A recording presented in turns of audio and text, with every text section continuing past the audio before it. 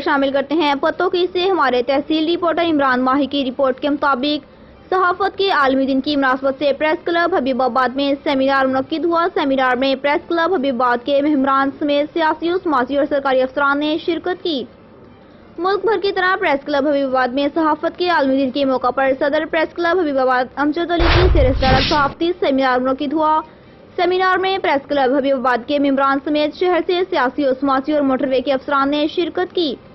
اس موقع پر مقررین کا کہنا تھا کہ آج کے اس دن کی مناسبت سے ہم عہد کرتے ہیں کہ قلم کی سربلندی کے لیے ہم وقت کوشاں رہیں گے اور صحافت کے ذریعے حق و سچ کی آواز بلند کرتے رہیں گے۔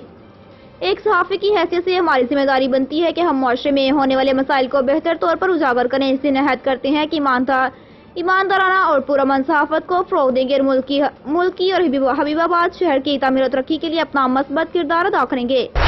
عالمی یوم صحافت پر شہدائے صحافت کو بھی سلام پیش کیا گیا اور کیک بھی کاٹا گیا۔